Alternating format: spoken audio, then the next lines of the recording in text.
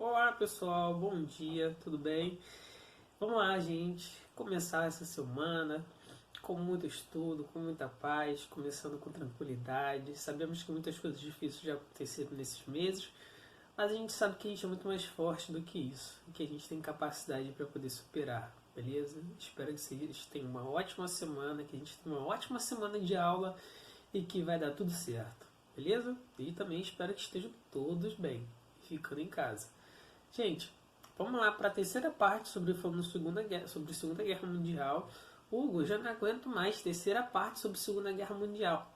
Gente, provavelmente pode ser que ainda tenha a quarta parte sobre Segunda Guerra Mundial. Beleza? Porque senão eu acabaria. Se eu fosse fazer praticamente um vídeo só sobre Segunda Guerra Mundial, seria um vídeo de 1 hora e meia, né? E Segunda Guerra Mundial é um período tão difícil das vezes da gente falar, por quê? Primeiro porque é um período longo, né? A gente está falando praticamente de quase 6 anos de guerra, então já é um período muito longo. Segundo, que acontecem várias coisas ao longo desse período, beleza? Então, isso são vários fatos importantes, vários acontecimentos importantes, transformações que ele vai fazer no mundo, né, que a gente tem que entender. Então, por isso que a gente vai ver que ela é tão longa. Beleza?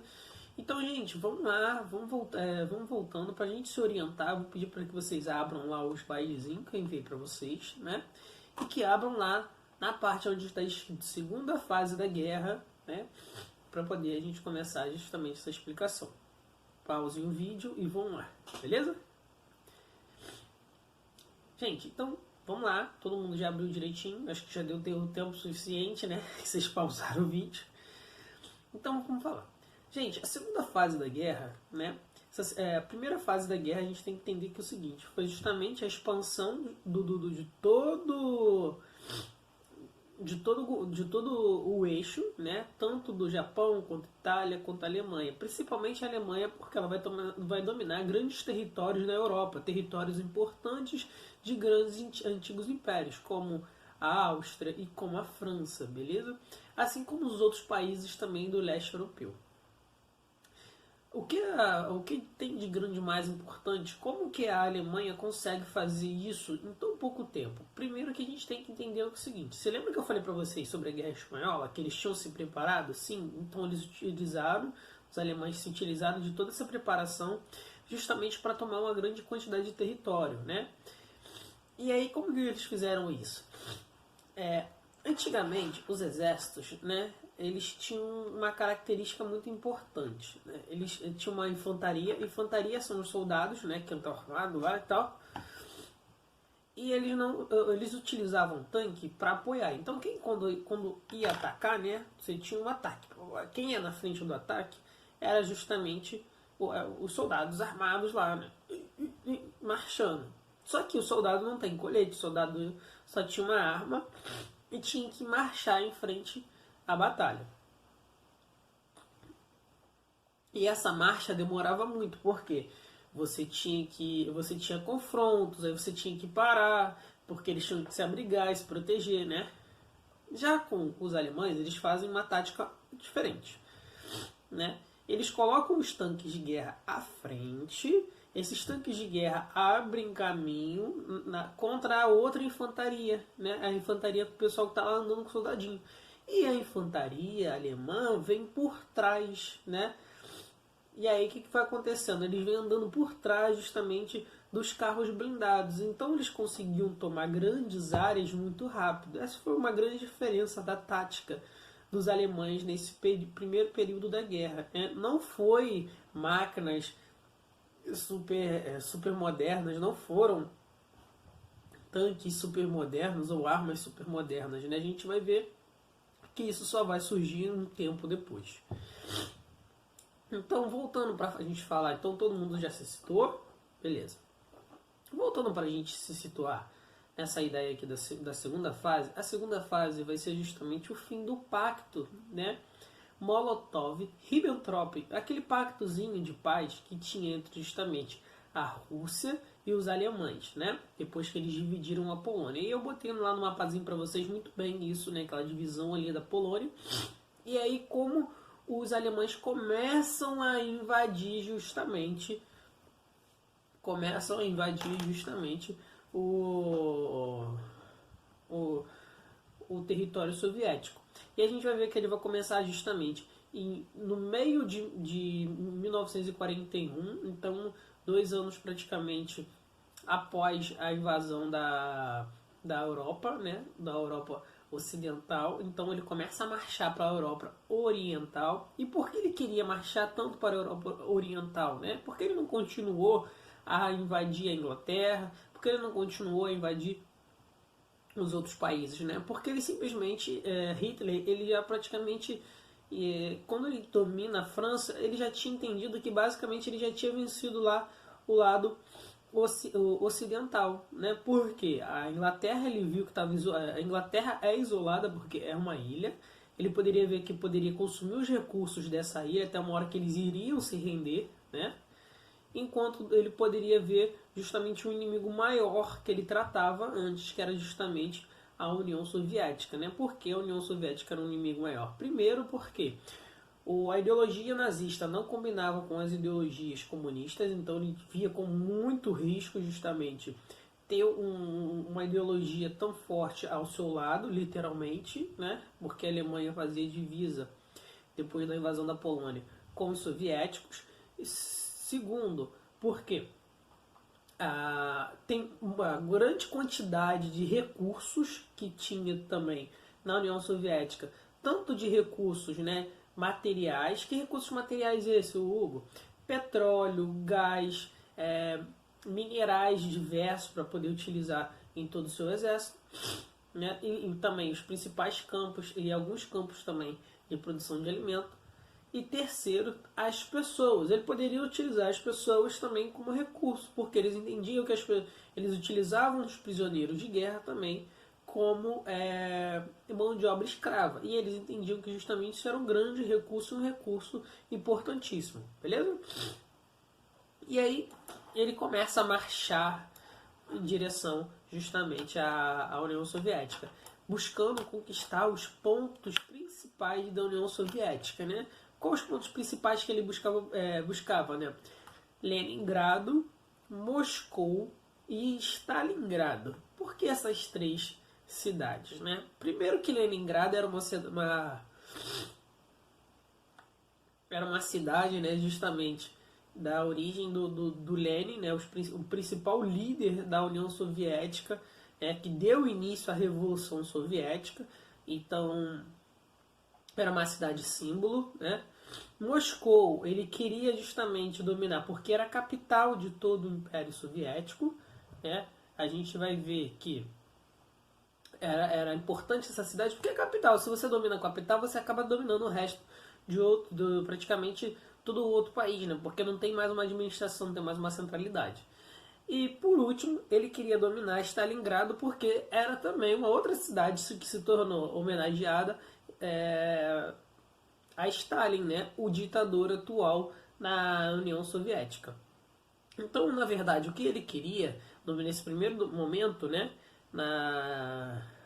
nessa guerra, era dominar os símbolos políticos da União Soviética. Para quê? Para destruir qualquer forças, ideologias, né, destruir basicamente as capacidades que os soviéticos tinham de lutar. Se você destrói a política, você acaba destruindo toda uma organização. Beleza?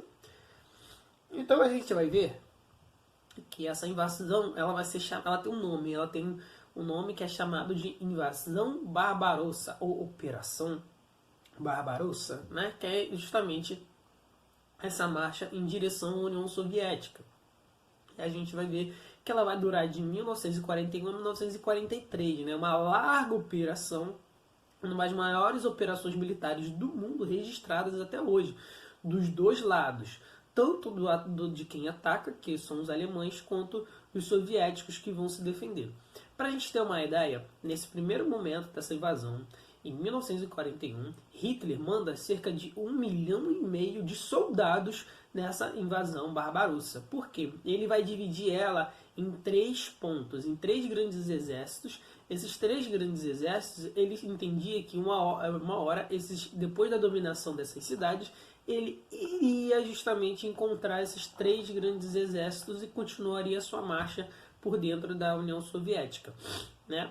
Só que, qual a grande questão? Ele chega muito próximo de conseguir seus objetivos, né? Ele chega muito próximo justamente de Moscou, ele chega a 30 quilômetros de Moscou, o que era muito perto, visando já justamente o tamanho do território, né, que ele já tinha conquistado.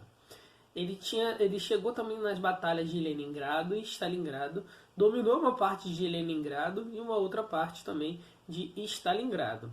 Por quê? Por mais que ele tinha marchado com 1,5 milhão de homens, né, ele encontrou de frente com um exército mal preparado, com poucas pessoas, mas também um exército gigantesco, né? A gente vai ver que nesse primeiro período o exército russo, né, vai se defender com cerca de mais ou menos 5 milhões de pessoas, né? Gente, 5 milhões de pessoas é muita gente, mas bota muita gente nisso. Então, na verdade, o que os russos tinham era quase 5 vezes mais pessoas do que do próprio exército alemão. Só que a diferença é que o exército alemão estava mais bem preparado para o combate, tinham mais materiais e tinham mais experiências de combate, né? Segundo, porque os alemães chegaram tão perto de dominar essas cidades, dominaram algumas dessas cidades, né? Símbolos justamente dos soviéticos. Porque os russos não tinham tanto uma capacidade de guerra. Existe um filme também, eu adoro indicar filme, né? Eu já indicando aqui filme de novo, né? Um filme chamado Círculo de Fogo, né? É um ótimo filme também. Quem quiser, quem puder conseguir ver, achar ele na Netflix ou achar no YouTube, geralmente tem que é bem fácil, né? Ele conta justamente a história de um atirador de elite da União Soviética chamado Vasily Vaziyevsk, que era justamente um dos mais famosos atiradores de elite naquela época, né? E conta justamente essa invasão alemã nesse período. E o interessante é ver o que? A precariedade do exército russo, né? Que às vezes você tinha um fuzil para 2 soldados. E aí você vê justamente esse tipo de precariedade, né? E a gente vai ver que os russos vão acabar enfrentando os alemães não pela uma força de um exército, né? Sim, um exército preparado, um exército com qualidade, né? Eles vão enfrentar os russos pela quantidade de pessoas, justamente, né? É como se fosse o filme 300, né? Os 300 tentando enfrentar 30 mil pessoas. Só que os alemães tinham uma tática, enquanto os russos não tinham uma tática propriamente em si, beleza? E aí a gente vai ver que essa invasão para o leste europeu, né? A gente vai ver que vai ter vários desdobramentos. E vai ser nesse mesmo período dessa invasão barbarossa que o exército alemão vai começar a encontrar seus primeiros reveses. O que? Vai começar a encontrar suas primeiras derrotas justamente no leste europeu. Primeiro porque por causa da questão do frio, né? Mas os alemães são acostumados com frio, sim, mas não com o estilo de guerra que eles estavam preparados, né? Eles estavam preparados para poder invadir todo o território, basicamente tomar Leningrado, Stalingrado, Moscou, né? Em praticamente 3 meses. Eles não esperaram, eles não achariam que chegaria ao inverno, né? Porque o inverno russo é um inverno muito rigoroso, um inverno muito forte. E aí o que acaba com isso, né? Eles têm, antes do inverno, eles têm uma coisa chamada de rapustícia, né? Que é uma coisa como se fosse uma grande quantidade de chuvas muito fortes, né? Que deixam todo o território lamacento.